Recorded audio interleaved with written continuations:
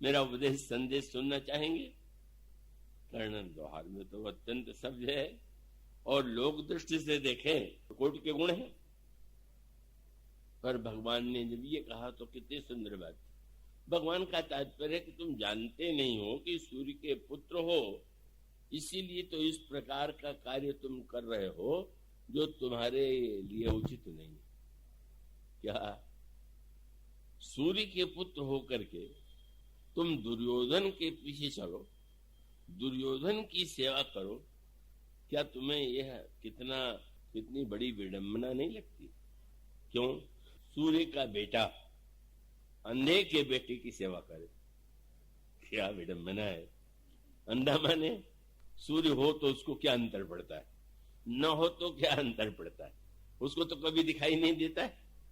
उन्होंने कहा कि देखो, सूर्य तो प्रकाश का देवता है, सूर्य तो दृष्टि का देवता है और उसी में दिखाई देता है, तो सही देखना भी तो जीवन के लिए धर्म का निर्णय करने के लिए आवश्यक है।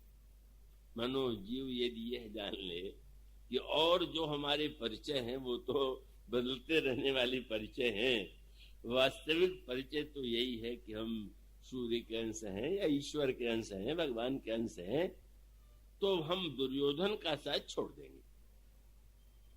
दुर्योधन माने ये जो परिवार है, दुर्योधन माने का यह जो अहंकार है, साकार अगर किसी के रूप में आप देखना चाहें तो दुर्योधन। जब वो कह देता है कि एक सुई के बराबर भी भूमि नहीं देंगे, अभिमान, प्रचंड अभिमान का वो रूप, दुशासन काम का रूप, धृतराष्ट्र मोह का रूप है। मोह न अंध कीन के ही। जब व्यक्ति के जीवन में मोह आता है तो अंधा हो जाता है, जब काम आता है तो दुशासन बन जाता है, जब अभिमान आता है तो योधन बन जाता है। हम अभिमान, काम, मोह इनका साथ और इन्हें अपना प्रिय तभी मानते हैं जब हम अपने आप के परिचय को नहीं जानते। बुराई छूट जाएगी अगर हम समझ लें कि नहीं नहीं ये कुछ नहीं है, ये मेरा वास्तविक परिचय है नहीं। यही हमारे शास्त्रों की परंपरा। इसलिए ये ग्रंथों में लिखा है कि प्रातः काल उठने पर सबसे पहला एक प्रश्न अपने आप से कीजिए।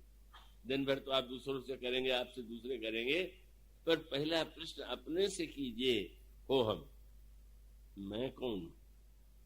दिन भर आपको न जाने कितने लोगों में रूप पुकारेंगे और वो सबके नातों से आपसे अपना काम कराना चाहेंगे, तुम कौन?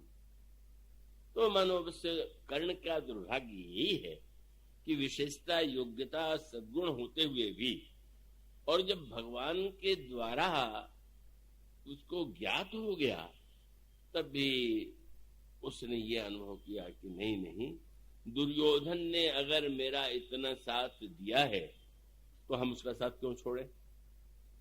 तो ये गणित तो समाज में बहुत अच्छा माना जाता है, किसी ने हमारा साथ दिया हम उसका साथ देंगे, लेकिन आंतरिक जीवन में ये गणित बहुत बुरा। हम बुराई, किसी ने पूछा गया कि आपको क्रोध छोड़ देना चाहिए, बोले तो लड़कपन से मेरी आदत है। अब आपको लड़कपन से क्रोध आता है, आपको काम सताता है, आप इसलिए नहीं छोड़ेंगे कि वो पहले से आपका साथी।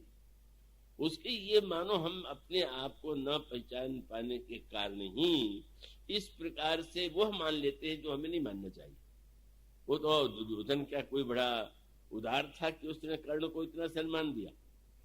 अब कोई बकरे को खरीद कर लावे और उसको नित्य बढ़िया से बढ़िया भोजन दे तो क्या उसे प्रसन्न होना चाहिए कि अरे उसके घर में था तो मुझे तो बहुत थोड़ा मिलता था, यहाँ तो बढ़िया से बढ़िया पदार्थ खिलाया जा रहा है?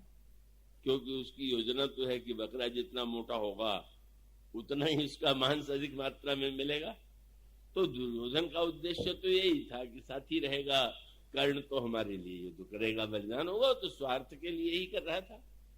इसीलिए रामायण में भी जब लंका पर रावण ने अधिकार किया तो सब लोगों के लिए सुंदर से सुंदर भवन दिए, अच्छे से अच्छे माल दिए और नाना प्रकार के व्यंजन का उसके द्वारा दिया जाता था। लंका में जितनी उदारता से रावण राक्षसों से व्यवहार करता था वो साधारण नहीं, लेकिन रहस्य कब खुला?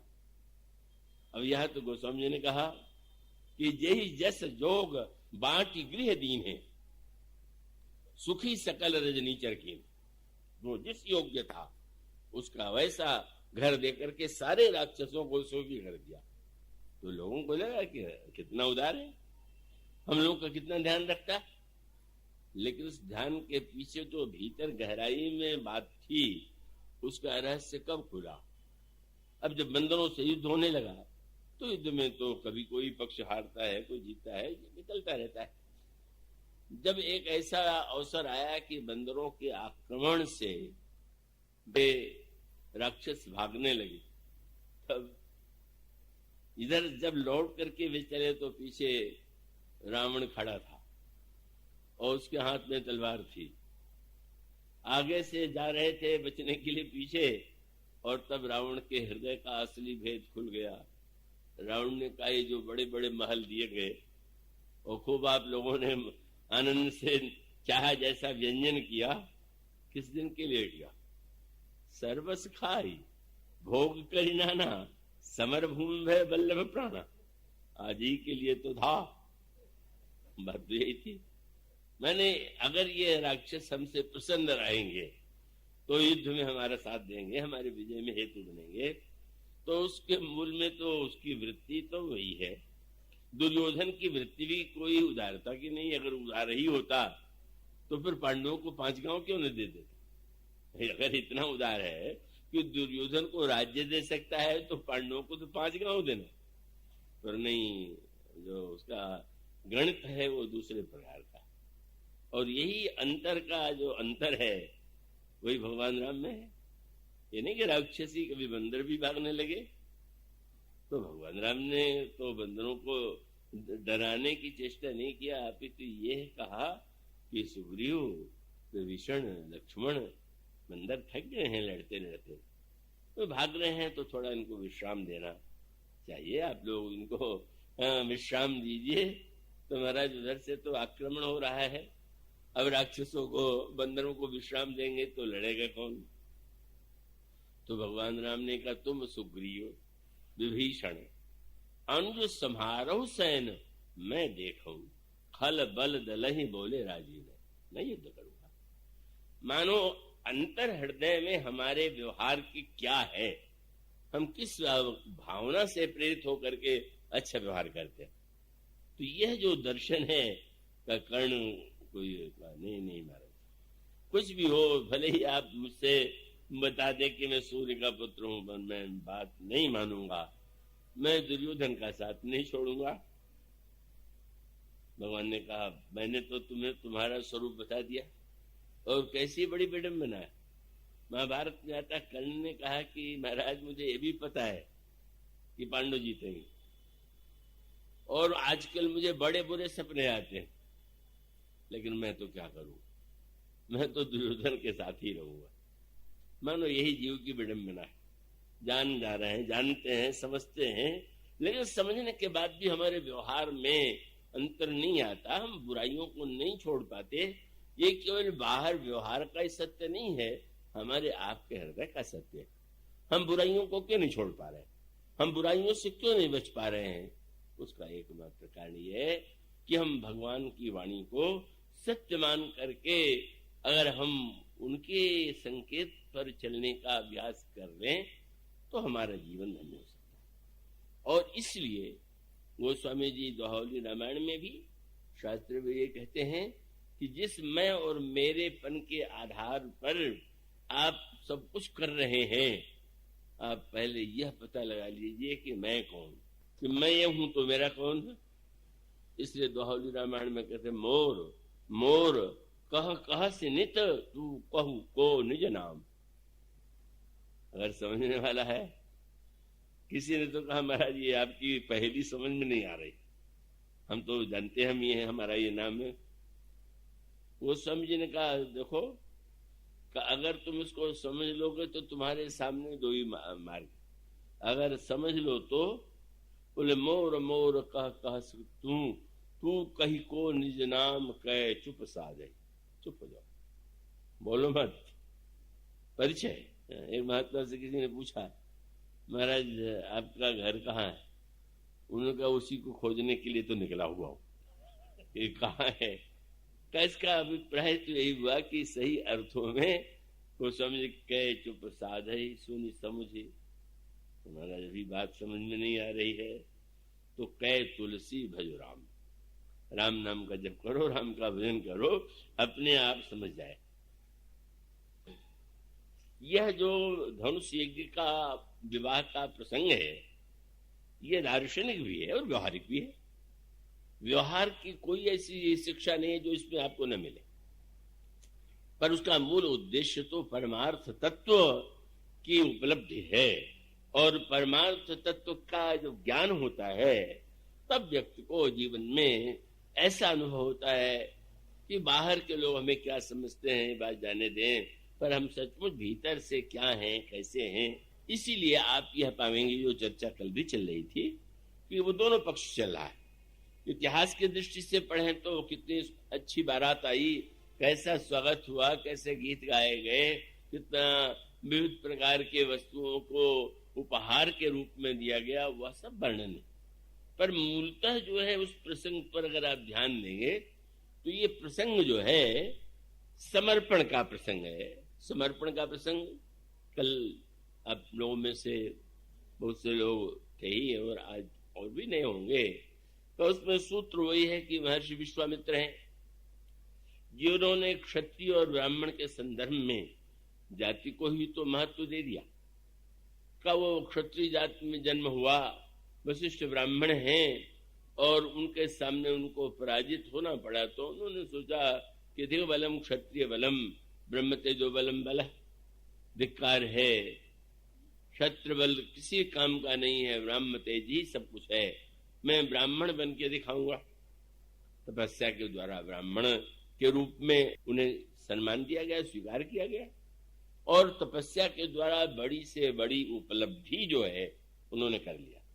इतनी बड़ी उपलब्धि की यूं कहना चाहिए कि सारे पुराणों के इतिहास में ब्रह्मर्षि विश्वामित्र से बढ़ के कोई पुरुषार्थी हुआ ही नहीं। ऐसे अद्भुत व्यक्तित्व का जो अपने संकल्प से नया स्वर्ग बना सकते हैं, यानी क्या कुछ नहीं कर सकते, वो उनके विविध गाथाओं से आपको पढ़ने को मिलता है।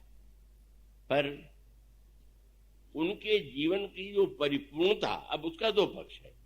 एक पक्ष तो यह है कि यज्ञ नहीं हो रहा था, और यज्ञ नहीं हो रहा था तो महाराज दशरथ से उनके दो पुत्रों को मांग करके ले आए, जिससे मेरे यज्ञ की रक्षा आए, और यज्ञ की रक्षा हो गई।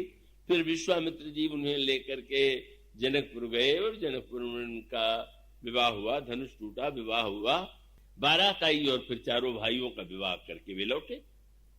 पर इसको अगर अंतरंग में भी समझना चाहिए, क्योंकि विवाह का आनंद तो आप अपने यहाँ परिवार में भी ले लेते हैं, पर विवाह का जो तत्व ज्ञान है, माने इतना बड़ा महापुरुष विश्वामित्र से बढ़कर के कौन होगा। लेकिन इतना होते हुए भी गोस्वामी जी कहते हैं उन्हें भी अपने जीवन में अपूर्णता की अनुभूति हुई। तो मैंने बड़ी विजय प्राप्त कर लिया, पर ताड़का को नहीं जीत पाया, सुबाहु मारीच को नहीं जीत पाया, और तब यह चिंता उत्पन्न हुई, गाति तनय मन चिंता व्यापी, हरि बिनु मरहि निश्चर पापी। यानी कुछ दुर्गुण ऐसे हैं जिनको आप अभ्यास के द्वारा लड़के जीत सकते हैं, और कुछ दुर्गुण ऐसे हैं कि उसको भगवान जब कृपा कर दें तभी मिट पाता है, वो व्यक्ति के बस में नहीं होता। तो विश्वामित्र को यह अनुभव होना एक बहुत ऊंची बात। एक सफल व्यक्ति को जब ये लगने लगे कि नहीं नहीं, मैं इतना सफल तो नहीं हूं कि मैं सब कुछ कर सकता हूं, यह अनुभूति ही उन्हें जब लेने के लिए प्रेरित करती है। और जब वे श्री राम और लक्ष्मण को लेकर के आते हैं, अब वहां पर क्रम आप देखेंगे। क्रम क्या है? विश्वामित्र तो महान राजा के रूप में शस्त्रों के भी ज्ञाता थे, ब्रह्मर्षि के रूप में शास्त्र के भी ज्ञाता, और गायत्री मंत्र के दृष्टा। इससे बढ़कर के कौन सा महान सम्मान होगा। गोस्वामी जी ने संकेत यह किया कि अब वो श्री राम और लक्ष्मण को लेकर के चले। अब उस पूरे प्रसंग को उस संदर्भ में देखिए, बड़ा स्वाभाविक था। महर्षि विश्वामित्र तो पैदल ही यात्रा करके आ गए थे। तो क्या ये ऐसा आप सोच सकते हैं कि दशरथ जी ने ये न कहा हो कि महाराज जब पुत्रों को ले ही जा रहे हैं, और गुरु वशिष्ठ ने जिनसे उनका विरोध था, इसका फिर वही सूत्र है कि इतने सब कुछ उपलब्धियों के बाद वशिष्ठ से तो उनका विरोध कम नहीं हुआ था। सब कुछ उन्होंने, भले ही गायत्री मंत्र के दृष्टा बन गए, महानतम परिपूज्य बन गए, पर वशिष्ठ से उनका जो विरोध था वो नहीं मिटा। यह वशिष्ठ से विरोध न मिट पाने का अर्थ यह है कि कहीं न कहीं गहराई से कोई बात हृदय में इतनी बैठ जाती है कि वो निकाले नहीं निकलती, और वो जब निकाले नहीं निकलती है तब वो तो ईश्वर ही यदि कृपा करे तो हमारे अंतःकरण में गहराई से बैठा हुआ वह दोष मिटता है। तो अब संकेत तो यही है, झगड़ा भी इसीलिए हुआ था कि वशिष्ठ जी से उन्होंने राजा के रूप में कहा कि ये कामधेनु जो इतनी बड़ी विलक्षण गाय है कि सबकी कामनाएं पूर्ण कर सकती है, आप मुझे दे दीजिए। और आप तो यज्ञ करते हैं, आपको तो घी दूध घी यही चाहिए, और आपको तो कोई कामधेनु का कोई उपयोग नहीं है, मुझे दे दीजिए। नहीं, उन्होंने कामधेनु को लेकर के विवाद प्रारंभ हुआ, और विवाद समाप्त कहाँ हुआ? अब जब श्री राम और लक्ष्मण को मांगने आए तो श्री राम और लक्ष्मण तो विश्वामित्र जी के वो गुरु वशिष्ठ की शिष्य हैं। ये राजकुल जो है वो तो वशिष्ठ जी का ही यजमान ये है, और आप जानते हैं कि विश्वामित्र जी इस कुल के लोगों को कष्ट भी कम नहीं देते रहे। हरिश्चंद्र के इतिहास में जो कुछ पढ़ने को मिलता है कि हरिश्चंद्र ने सत्य के लिए कितना त्याग किया, पर अगर इस स्थिति में परीक्षक हो जाए जैसे विश्वामित्र बने कि उनको बिकना पड़े और चांडाल के कर्म के रूप में उनको स्मशान में कर लेने की बात सोचें, पुत्र और पत्नी को भी इस प्रकार से ये विश्वामित्र जी महाराज की मनो वशिष्ठ के यजमान के प्रति भी वे सदैव नहीं है। इतने अच्छे महापुरुष पर ये कमी है, ये तो कमी कब पूरी होती है। अब फिर वही बात हो गई, पहले दिन कामधेनु मांगने आए थे, न देने पर सब कुछ हो गया। आज जब मांगने आए तो कह सकते थे कि आपको क्या अधिकार है, क्यों आप मेरे यजमान के पुत्रों को ले जाना चाहते? लेकिन नहीं, यही बात नहीं। जब दशरथ जी को ये लगा कि मेरे पुत्र कितने कोमल हैं और बिना विचारे विश्वामित्र जी मुझसे मांग कर रहे हैं, तो वशिष्ठ जी ने समझाया। कितनी अनोखी बात। कामधेनु मांगा तो विवाद हो गया, और शब्द श्री राम को मांगा तो विवाद समाप्त हो गया। क्यों? कामधेनु तो झगड़े की जड़ है। सबके घर में एक एक कामधेनु अगर आ जाए, कहीं होगा नहीं, पर कल्पना कीजिए तो आप उस कामधेनु से क्या मांगेंगे तो आप ही समझ सकते हैं। हो सकता है कि आप ये मांग करें कि हमारे पड़ोसी की आंख फूट जाए, उसका सर्वनाश हो जाए। कामधेनु माने आप जो अगर अपने स्वभाव में ही आपका बस आपका अधिकार नहीं है, तो आप अपनी कामना से दूसरों को केवल अपने लिए सुख और दूसरों को दुख मांग सकते। पर झगड़ा कब मिटता है? बोले ईश्वर ही वो ऐसा है कि उसके मांगने में आप उसका दुरुपयोग नहीं कर सकते। ये नहीं कि ईश्वर तो जब करेगा तो सबका कल्याण ही करेगा। तो माने ईश्वर को मांगने में, अगर ईश्वर को कामधेनु है तो विरोध है, और अगर ईश्वर है, कितनी बढ़िया बात है। विश्वामित्र ऋषि है, आज ईश्वर को मांगने आए हैं, और महाराज को अवश्य देना चाहिए। मानो वशिष्ठ के चरित्र की उदारता और विश्वामित्र जी के भी चरित्र में जो परिवर्तन आया हुआ है, बिना किसी संकोच के अगर वे मांगने के लिए आ गए और उनका क्रोधी रूप सामने नहीं दिखाई दिया, जैसा हरिश्चंद्र आदि के इतिहास में हुआ, तो वह मानो ईश्वर ही एक ऐसा है कि ईश्वर तो सबको, जो ईश्वर को अगर सब लोग पा जाएंगे, तो अगर कोई ये सोचता है हमें ईश्वर मिल जाए और दूसरे को न मिले, तब तो इससे बढ़कर के अविवेकी कोई होगा ही नहीं। ईश्वर तो सबका ही है, सबके हृदय में है, सबको ही मिला हुआ है और सबका ही कल्याण ईश्वर जो है भगवान जैसा कहते हैं। पूछा गया, महाराज आप किस पर दया करते हैं? तो उन्होंने कहा, सकल विश्व यह मम उपजाया, सब पर मोरी बराबर दाया। सब मेरे द्वारा ही जब उनका सृजन हुआ है, जन्म हुआ है, तो सब पर मेरी बराबर दया। तो यह सूत्र, फिर वो क्रम दोनों चल रहा। विश्वामित्र जी किस प्रकार से अभिमान छोड़ करके मांगने आए और वशिष्ठ जी ने कितनी उदारता पूर्वक श्री राम को देने में सहयोग किया, यहीं से परिवर्तन की वो प्रक्रिया प्रारंभ हुई जो व्यक्ति के जीवन में होना चाहिए। हम ईश्वर को पाना भी चाहें और हम अभिमान न छोड़ना चाहें, जाति का अभिमान पाल लें, कुल का अभिमान पाल लें, तो कैसे ईश्वर मिलेगा? वो तो सब छोड़ करके ही व्यक्ति ईश्वर को पा सकता है।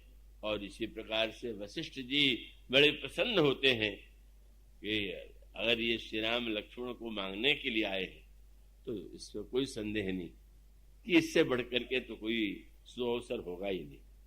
और इसीलिए अब समर्पण की प्रक्रिया, एक समर्पण यह है कि जहां आप और हम कुछ बनना चाहते हैं, और एक स्थिति यह है कि व्यक्ति के जीवन में समर्पण की वृत्ति आ जानी चाहिए। समर्पण माने हम अधिकार की वृत्ति जमाए हुए हैं, और जब ये मान लें कि तेरा मेरा मुझको कुछ नहीं, जो कुछ है सो तोर, तेरा तुझको सौंपिया क्या लागा है और। समर्पण का अर्थ है, पूजन भी करते हैं तो ये कह करके भोग लगाते हैं, तो दीम वस्तु गोविंद, आपकी वस्तु आपको मैं भोग लगा रहा हूं। यह वृत्ति यहाँ पर गोस्वामी जी ने उसका संकेत प्रारंभ किया। जाति का प्रश्न नहीं रह गया, ब्राह्मण क्षत्रिय का प्रश्न नहीं रह गया, और उसके पश्चात आप देखेंगे कितना बदल गए। विश्वामित्र जी और परशुराम जी जो है दूसरे के संबंधी हैं, एक ही संबंध से जुड़े हुए हैं, लेकिन वह विश्वामित्र जी जिनको प्रारंभ में बड़े जल्दी क्रोध आता था, जिस धनुष टूटने के बाद परशुराम जी महाराज पधारे और दोनों का जब मिलन हुआ, तो स्वामी जी ने कहा परशुराम जी को देख करके तो सारे राजाओं में हड़कंप मच गया, सब साष्टांग प्रणाम करने लगे। विश्वामित्र जी जाते हैं, श्री राम और श्री लक्ष्मण को लेकर के जाते हैं, और जाकर के विश्वामित्र मिले पुन जाई, और पद सरोज मेले दो भाई। श्री राम श्री लक्ष्मण को चरणों में डाल दिया, ये आपके चरणों में प्रणाम करते हैं। दृश्य बदला हुआ है। अभी तो परशुराम जी अपने उस मुद्रा में नहीं आए, पर उस विश्वामित्र से मिलकर के अपने संबंधी हैं, और उसके साथ साथ राम लक्ष्मण को देख करके राम लखन दशरथ के ढोटा दीन आशीष देख भली जोठा, राम ही चितई रहे थक लोचन रूप अपार मार मद मोचन। श्री राम को देखा, विनम्र भाव से हाथ जोड़े सामने खड़े हैं, थोड़ी देर देखते रहे। लक्ष्मण को देखा, अच्छा बड़ी अद्भुत जोड़ी है, ऐसा तो ऐसे दो राजकुमारों को तो आज तक मैंने नहीं देखा। सब कुछ भूल गए, कैसा आनंद में वातावरण था। और उसके बाद गोस्वामी जी ने कहा कि जब देखा जनक जी ने कि इस समय तो महाराज बड़े शांत लग रहे, श्री राम लक्ष्मण को तो आशीर्वाद दे दिया, तो जनक जी ने तुरंत सीता जी की सखियों से कहा कि लाकर के पुत्री को प्रणाम करा दो। और सखियां जो है लेकर के आई सीता जी को, और सीता जी ने भी जब प्रणाम किया तो उन्होंने बड़े प्रेम से आशीर्वाद दे दिया। तो जब आशीर्वाद दे दिया तो आशिक दीन सखी हरसानी, और निज समाज ले गए भवानी। अच्छा अच्छा, महाराज ने आशीर्वाद दे दिया तो कहनी क्या। श्री राम लक्ष्मण को भी आशीर्वाद दे दिया, सीता जी को भी आशीर्वाद दे दिया, यहां तक तो सब ठीक था। पर अचानक सोचने लगे कि मैं यहां आया क्यों था। और तब श्री राम श्री लक्ष्मण सीता जी को नहीं ध्यान दिया तो धनुष टुकड़े में पड़ा हुआ था। वो स्वामी जी ने लिखा, देखे चाप खंड मही डारे। इतना क्रोध आया, अच्छा ये धनुष तोड़ा गया, ये धनुष मेरे गुरुजी शंकर पर, वही मैं और मेरे पन का, शंकर जी मेरे गुरु है, धनुष उनका है। तोड़ने वाले ने हमारे गुरु जी का अपमान किया, गुरु जी के अपमान का बदला लेना शिष्य का ये कर्तव्य है। इसलिए आंखों में लाली आ गई। और सुंदर संकेत गोस्वामी जी कहते हैं, श्री राम और सीता का विवाह माने क्या। श्री राम और सीता कौन है? गोस्वामी जी ने उनके लिए जो एक शब्द लिखा, वो शब्द है ज्ञान अखंड एक सीतावर। सीतावर हम लोग जयकारा बोलते हैं तो सियावर रामचंद्र की जय कहते हैं, श्री राम की जय नहीं, सियावर रामचंद्र की जय। ओ सिया और राम को गोस्वामी जी क्या कहते हैं? ज्ञान अखंड एक सीतावर, मायावश्य जीव सचराचर।